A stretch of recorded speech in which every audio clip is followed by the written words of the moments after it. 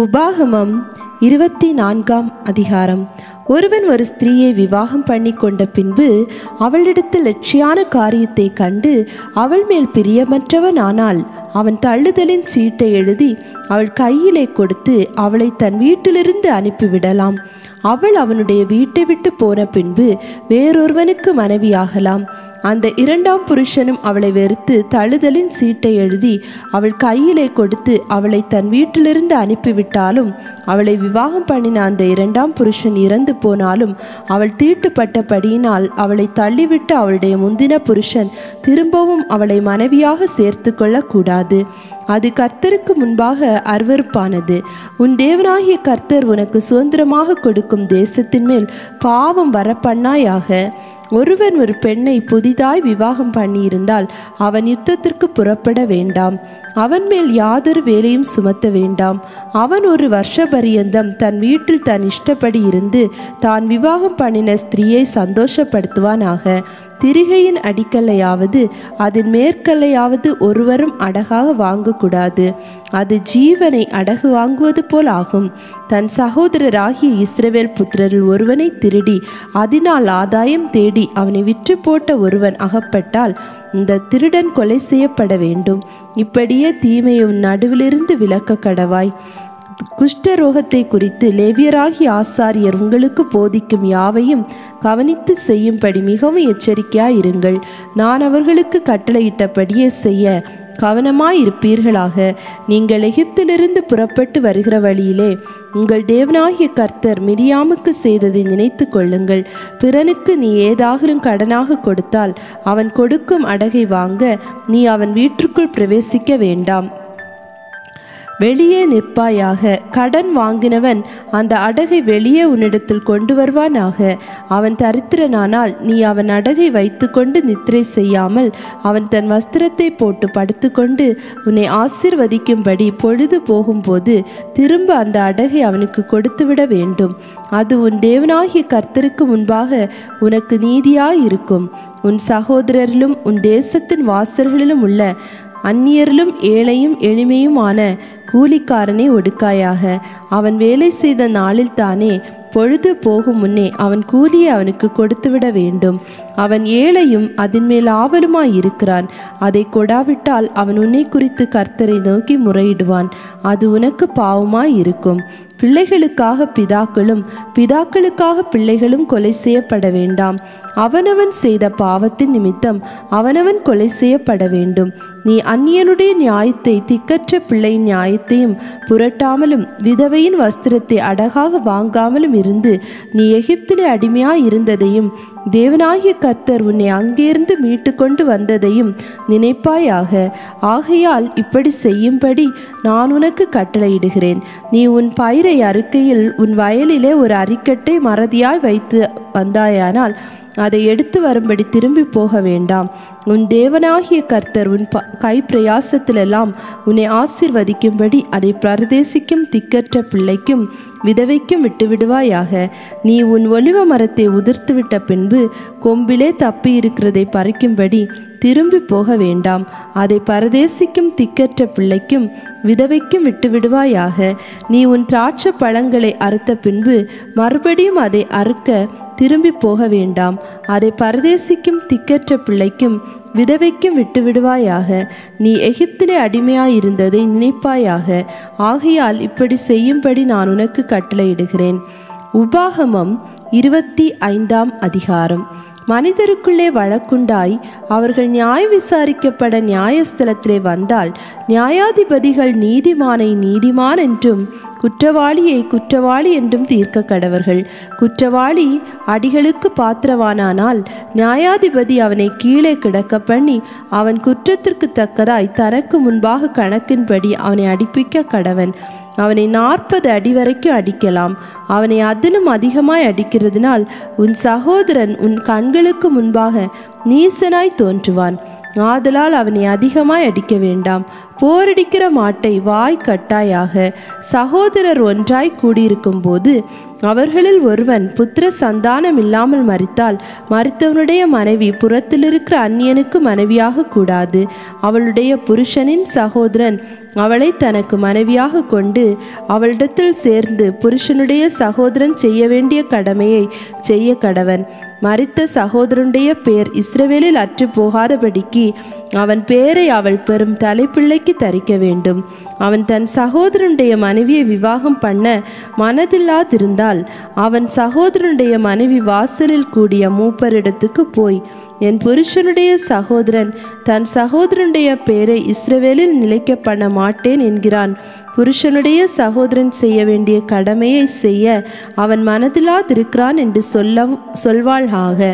அப்பொழுது அந்த பட்டணத்து மூப்பர் அவனை அழைப்பித்து அவனோடே பேசியும் அவன் அவளை விவாகம் பண்ணிக்கொள்ள எனக்கு சம்மதமில்லை என்று பிடிவாதமாய் சொன்னால், அவன் சகோதரனுடைய மனைவி மூப்பரின் கண்களுக்கு முன்பாக அவனிடத்தில் வந்து அவன் காலில் இருக்கிற பாதரட்சியை கழற்றி அவன் முகத்திலே துப்பி, தன் சகோதரன் வீட்டை கட்டாதவனுக்கு இப்படியே செய்யப்பட வேண்டும் என்று சொல்ல கடவள். இஸ்ரவேலில் அப்படிப்பட்டவன் வீடு பாதரட்சை கழற்றி போடப்பட்டவன் வீடு எனப்படும். புருஷர் ஒருவரோடொருவர் சண்டை பண்ணி கொண்டிருக்கையில் ஒருவனுடைய மனைவி தன் புருஷனை அடிக்கிறவன் கைக்கு அவனை தப்புவிக்கும்படி வந்து தன் கையை நீட்டி அடிக்கிறவன் மானத்தை பிடித்ததுண்டானால் அவளுடைய கையை தரிக்க கடவாய். உன் கண் அவளுக்கு இறங்க வேண்டாம்.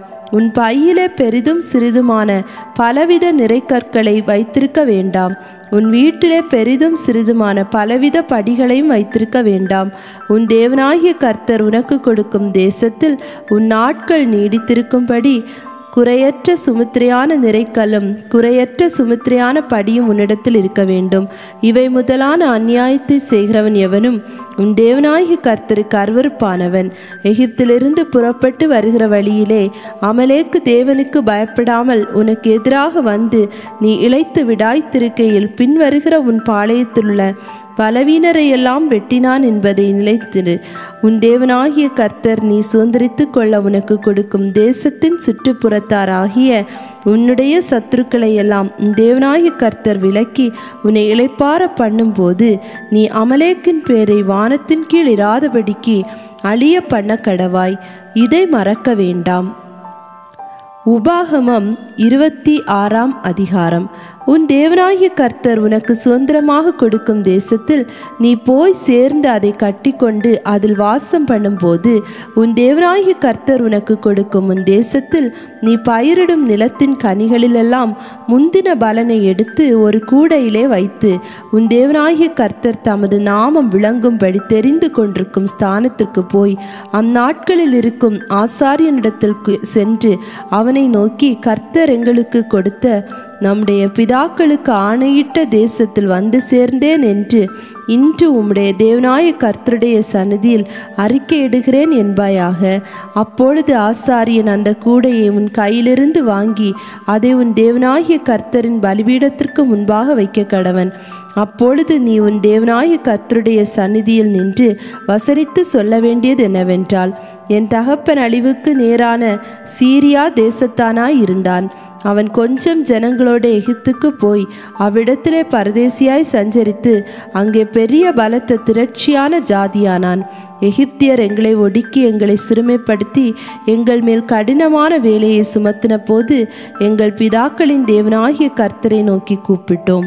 கர்த்தர் எங்கள் சுதந்திரத்தை கேட்டு எங்கள் சிறுமையையும் எங்கள் வருத்தத்தையும் எங்கள் ஒடுக்கத்தையும் பார்த்து எங்களை பலத்த கையினாலும் ஓங்கிய புயத்தினாலும் மகா பயங்கரங்களினாலும் அடையாளங்களினாலும் அற்புதங்களினாலும் எகிப்திலிருந்து புறப்பட பண்ணி எங்களை இவ்விடத்துக்கு அழைத்து வந்து பாலும் தேனும் ஓடுகிற தேசமாகிய இந்த தேசத்தை எங்களுக்கு கொடுத்தார். இப்பொழுதும் இதோ கர்த்தாவே, தேவரீர் எனக்கு கொடுத்த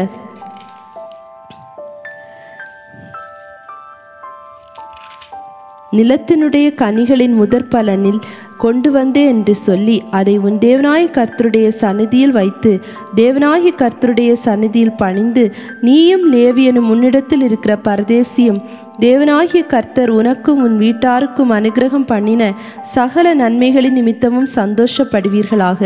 தசம பாகம் செலுத்தும் வருஷமாகிய 3ஆம் வருஷத்திலே நீ உன் வரத்திலெல்லாம் 10 எடுத்து லேவியனும் பரதேசியும் திக்கற்ற பிள்ளையும் விதவையும் உன் வாசல்களில் புசித்து திருப்தியாகும்படி அவர்களுக்கு கொடுத்து தீர்ந்த பின்பு நீ உன் தேவனாகிய கர்த்தருடைய சந்நிதியில் போய் அவரை நோக்கி, தேவரீர் எனக்கு கொடுத்த எல்லா கட்டளைகளின்படியும் நான் பரிசுத்தமான பொருட்களை என் வீட்டிலிருந்து எடுத்து வந்து லேவியனுக்கும் பரதேசிக்கும் திக்கற்ற பிள்ளைக்கும் விதவைக்கும் கொடுத்தேன்.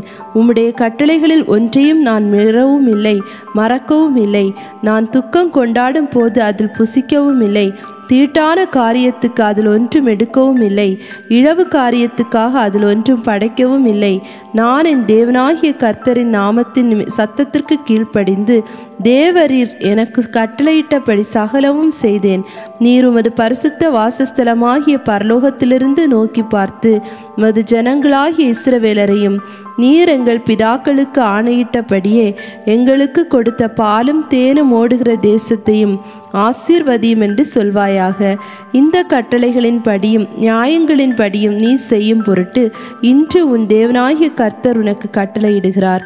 ஆகையால் உன் முழு இருதயத்தோடும் உன் முழு ஆத்மாவோடும் அவைகளை காத்து நடக்க கடவாய். கர்த்தர் எனக்கு தேவனாய் இருப்பார் என்றும் நான் அவர் வழிகளில் நடந்து அவர் கட்டளைகளையும் அவர் கற்பனைகளையும் அவர் நியாயங்களையும் கைக்கொண்டு அவர் சத்தத்திற்கு கீழ்ப்படிவேன் என்றும் நீ இன்று அவருக்கு வாக்கு கொடுத்தாய்.